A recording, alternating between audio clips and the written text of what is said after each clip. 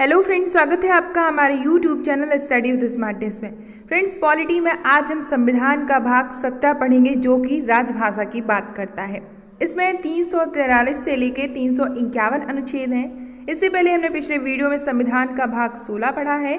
वहाँ पर ST, SC, OBC से संबंधित विशेष उपबंध की बात पढ़ी है। आप वीडियो की PDF के लिए टेलीग्राम चैनल को ज्वाइन कर सकते हैं स्टडी विथ स्मार्टनेस के नाम से। वहाँ पर वीडियो की PDF और लिंक प्रोवाइड कराई जाती है जो आपके नोट्स के लिए बहुत ज़्यादा हेल्पफुल है, तो आप वहाँ पर भी ज्वाइन कर लें। वीडियो को पूरा देखें, चैनल को सब्सक्राइब कर लें ताकि समय समय पर वीडियो के नोटिफिकेशंस आपको मिलते रहें। तो चलिए स्टार्ट करते हैं। आज हम पढ़ेंगे राजभाषा। फ्रेंड्स, राजभाषा क्या होती है, इसका क्यों प्रयोग किया जाता है और ये क्यों बनाई गई। तो राजभाषा जिसका अर्थ है कि ऐसी भाषा जो कि सार्वजनिक या शासकीय कार्यों के प्रयोग के लिए की जाती है। ठीक है, यानी कि उस देश की एक भाषा होनी चाहिए, चाहे वह न्यायपालिका से संबंधित मामले हों, चाहे वे प्रशासकीय मामले हों। जब संविधान का निर्माण हो रहा था तब यह विवाद उठा कि किस भाषा को राजभाषा होना चाहिए। तब मुंशी आयंगर सूत्र को प्रस्तुत किया गया और 14 सितंबर 1949 को हिंदी को राजभाषा घोषित किया गया। ठीक है, हमारे देश की राजभाषा हिंदी है तो इसे राजभाषा का दर्जा प्रदान किया गया। अगर हम भाषा की बात करें तो भारतीय संविधान के भाग 17 में और भारतीय संविधान में दी गई 8वीं अनुसूची में भाषा की बात कही गई है। जब संविधान का निर्माण हुआ था तब उस समय 8वीं अनुसूची में सिर्फ 14 भाषाएं थीं, लेकिन कुछ समय के बाद कुछ संशोधन हुए जिसमें 8 भाषाओं को और दर्जा प्रदान किया गया। उन्हें 8वीं अनुसूची में जोड़ा गया। अब इनकी संख्या कितनी हो गई है? 22 हो गई है। अब हम ये संविधान संशोधन भी समझ लेते हैं। तो कौन सी संविधान संशोधन के तहत कौन सी भाषा को जोड़ा गया? तो 21वां संविधान संशोधन 1967 में हुआ था, वहां पर सिंधी भाषा को जोड़ा गया। नेक्स्ट है 71वां संविधान संशोधन 1992 में हुआ था, वहां 3 भाषाओं को जोड़ा गया। ये कौन सी भाषाएं हैं? मणिपुरी, कोंकणी, नेपाली। अगला संविधान संशोधन जो कि 92 था 2004 में हुआ। यहाँ पर मैथिली, संथाली, डोंगरी और बोडो इन 4 भाषा को जोड़ा गया। तो इनकी संख्या कुल अब हो गई है 22। ये कौन सी अनुसूची में आपसे क्वेश्चन बन सकता है? तो इन्हें 8वीं अनुसूची में रखा गया है। ठीक है फ्रेंड्स, राजभाषा के जो आर्टिकल हैं 343 से लेके 351 तक हैं, तो इन्हें 3 भागों में बांटा गया है। सबसे पहले हम देखेंगे 343 और 344 को। ये होते हैं, ये केंद्र के अंतर्गत आते हैं।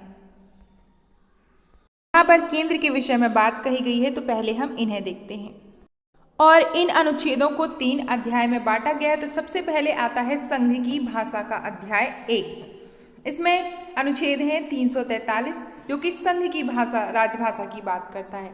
इसका अर्थ है किसी भी शासन को चलाने के लिए, वहाँ के प्रशासनिक कार्यों के लिए राजभाषा का होना जरूरी है। तो इसमें बताया गया कि संघ की राजभाषा हिंदी होगी और उसकी लिपि होगी देवनागरी।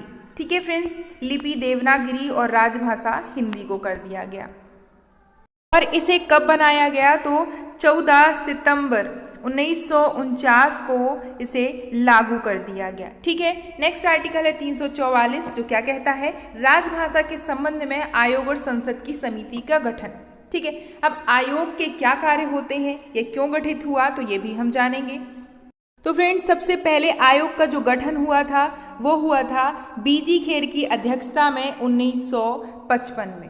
ठीक है, उसमें उस समय अध्यक्ष कौन थे? BG खेर। उनकी अध्यक्षता में आयोग का गठन हुआ। इसमें क्या बातें कही गई कि इसमें एक अध्यक्ष होगा। यानी इसका अर्थ हम सीधे से समझ सकते हैं कि राष्ट्रपति को राजभाषा से संबंधित कुछ विषयों में सलाह देने के लिए एक आयोग की नियुक्ति की गई। और ये कब की गई? 1955 में BG खेर की अध्यक्षता में। ठीक है फ्रेंड्स, अब ये आयोग क्या कार्य करता है? तो जैसे केंद्र और राज्य से संबंधित भाषा के लिए या कम्युनिकेशन के लिए कौन सी भाषा का प्रयोग किया जाएगा, या कुछ समय के बाद भाषा में परिवर्तन कैसे होगा, कौन सी राजभाषा को रखा जाएगा, या न्यायालय में संबंधित राजभाषा कौन सी प्रयोग की जाएगी, ये राष्ट्रपति को निर्देश देता है। उसके लिए एक आयोग का गठन किया गया जिसमें एक अध्यक्ष और अन्य सदस्य होते हैं। ठीक है, तो आयोग के गठन की बात 344 में की गई। अब हम अध्याय 2 की बात करें तो ये प्रादेशिक भाषा की बात करता है। अब ये 345 से शुरू होता है। यहाँ पर कहा गया कि राज्य की राजभाषा और राजभाषाएं, मतलब एक राजभाषा भी हो सकती है और राजभाषाएं भी हो सकती हैं। इसका सीधा सा अर्थ हम यह समझ सकते हैं कि राज्य अपने सरकारी कार्यों में राजभाषा का प्रयोग करेंगे प्रादेशिक भाषा के आधार पर। ठीक है, कर सकते हैं, यह उनको अनुमति 345 में दी गई है। नेक्स्ट आर्टिकल है फ्रेंड्स 346। क्या कहता है कि एक राज्य और दूसरे राज्य के बीच, किसी राज्य या संघ के बीच पत्र आदि की राजभाषा की बात करता है। इसका अर्थ है कि जैसे एक राज्य को दूसरे राज्य से या केंद्र सरकार से पत्र व्यवहार करना है तो वह केंद्र की भाषा के आधार पर पत्र व्यवहार करेंगे। इसे हम ऐसे समझ सकते हैं, मान लो कि दो राज्य ले लेते हैं हम, राजस्थान और ले लेते हैं नीचे तमिलनाडु। अब इन दोनों की अपनी अलग अलग भाषाएं हैं। ठीक है, इन्हें आपस में पत्र व्यवहार करने हैं तो ये किस भाषा में करेंगे, तो ये केंद्र की भाषा के आधार पर करेंगे। यदि अगर तमिलनाडु को संघ से पत्र व्यवहार करना है, केंद्र से करना है, तो वहां पर भी संघ की भाषा के आधार पर पत्र व्यवहार करेंगे। यह प्रावधान किया गया है 346 अनुच्छेद में, यानी एक राज्य से दूसरे राज्य के मध्य या किसी राज्य या संघ के बीच पत्र आदि की राजभाषा। आई होप कि आपको समझ आया होगा। चलते हैं नेक्स्ट आर्टिकल पे। नेक्स्ट आर्टिकल है फ्रेंड्स 347। क्या कहता है कि किसी राज्य की जनसंख्या या किसी अनुभाग द्वारा बोली जाने वाली भाषा के संबंध में विशेष उपबंध, जिसका अर्थ है कि यदि कोई राज्य की जनता अपनी मातृभाषा में, ठीक है, अपनी मातृभाषा के आधार पर अपनी राजभाषा का प्रयोग करना चाहती है, अपनी राजभाषा बनाना चाहती है, तो उससे संबंधित उपबंध की बात कही गई है 347 अनुच्छेद में। ठीक है फ्रेंड्स, हमने 3 आर्टिकल पढ़े, 345, 346 और 347। ये आते हैं राज्य से संबंधित बातों पर। अब नेक्स्ट पढ़ेंगे अध्याय 3। इसके अंतर्गत कौन कौन से अनुच्छेद आते हैं ये भी हम देखते हैं। अब हम पढ़ेंगे 348 और 349 जो कि न्यायालय से संबंधित बात करता है, न्यायालय से संबंधित भाषा की बात करता है। ठीक है, तो सबसे पहले पढ़ेंगे हम 348 अनुच्छेद। ये क्या कहता है कि उच्चतम न्यायालय और उच्च न्यायालयों में प्रयोग की जाने वाली भाषा, यानी सुप्रीम कोर्ट और हाई कोर्ट में जो भाषा प्रयोग की जाती है उससे संबंधित बात इसमें कही गई है। इसे हम फ्रेंड्स सीधा सा समझ सकते हैं कि इसमें सीधा बोला गया है कि सुप्रीम कोर्ट और हाई कोर्ट की सभी कार्यवाहियां अंग्रेजी भाषा में होंगी। ठीक है, और इसमें यह भी बताया गया था कि संसद को अधिकार है कि वह विधि बनाकर इसे बदल सकती है। ठीक है, लेकिन कुछ अधिनियम बने, जैसे कि राजभाषा अधिनियम 1963 में बना। तो उस अधिनियम में क्या कहा गया, पहले तो संसद द्वारा सुप्रीम कोर्ट में हिंदी भाषा से संबंधित कोई व्यवस्था नहीं की गई थी। फिर इसी अधिनियम में राज्यपाल के विषय में भी बात कही गई। इसमें कहा गया, इसमें राज्यपाल के द्वारा राष्ट्रपति से पहले अनुमति प्राप्त करना होगा।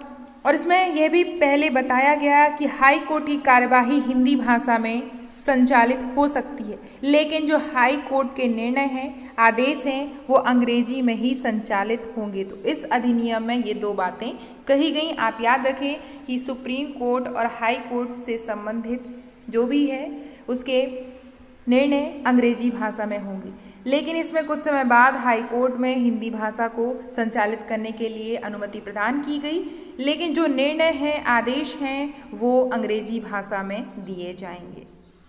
नेक्स्ट आर्टिकल है फ्रेंड्स 349। यह क्या कहता है कि भाषा से संबंधित कुछ विधियां अधिनियम करने के लिए विशेष प्रक्रिया, इसमें कुछ ज़्यादा नहीं है, तो इसमें नियम बनाने की शक्ति प्रदान की गई है 349 के तहत।